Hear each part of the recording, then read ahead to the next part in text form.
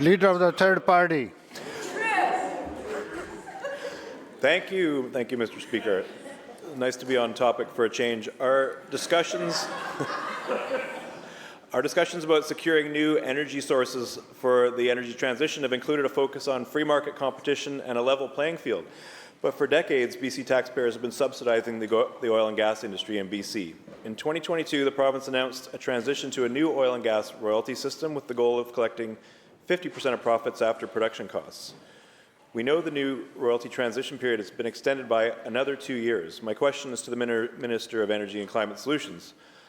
Following this delay in the new framework, can the Minister confirm if the intention is still to secure 50% of profits from oil and gas producers so that British Columbians are assured to receive a fair share of profits from these publicly owned energy resources? Minister of Energy. Well, it's consistently the position of the government to maximize the return to the people of British Columbia, as it's the position of other provinces. It's one of the reasons why we're working closely with the province of Alberta on joint initiatives to ensure that we act together in this country on energy initiatives to the maximum degree possible to maximize the return.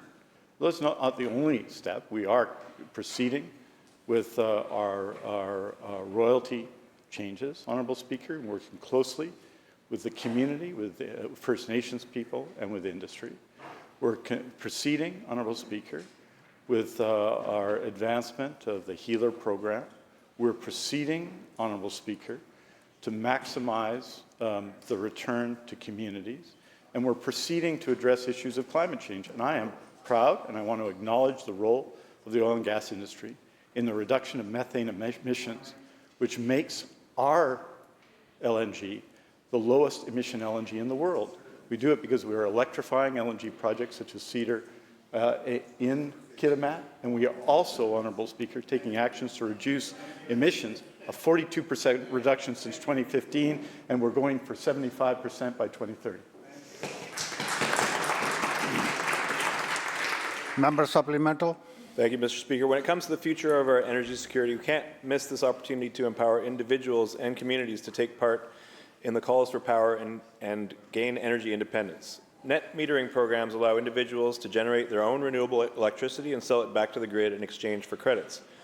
But BC Hydro is currently proposing changes to this program that drastically undervalue small-scale renewable energy and locks in inequity for decades to come. Proposed changes from BC Hydro for fixed-rate billing instead of net metering would remove any benefit to individuals and communities, ultimately weakening BC's energy security. The question again to the Minister of Energy, can the Minister ensure that net metering remains viable in this province, and will he provide the necessary long-term policy protection that small-scale energy projects need to survive? Minister. I think this is an extraordinary period of opportunity in renewable energy in BC, both for First Nations, and the member will know that in the recent call for power, we have 10 projects, 9 of which are 51% owned by First Nations, and 1 of which is 49% owned. That means returns from energy projects that help the climate and energize BC that return to communities. Equally, the member is criticizing BC Hydro programs that have been established in recent years that give opportunities to homeowners to participate as well. We see a full energy program as doing all of these things, as having opportunity to fuel BC's economy. And that's why we're proposing, for example, a second call for power. That's why we're proposing a call for expression of interest on firm power. That's why we're proposing a call for expression of interest on issues of conservation, which focus on affordability for people in the community, Honourable Speaker. We believe in clean energy in this House. We believe in clean energy in this province. We see it as fueling the economy in BC in communities with programs that support homeowners and fuel communities with projects that create jobs and build our province. I'm very proud of our record, and we're going to continue to do it.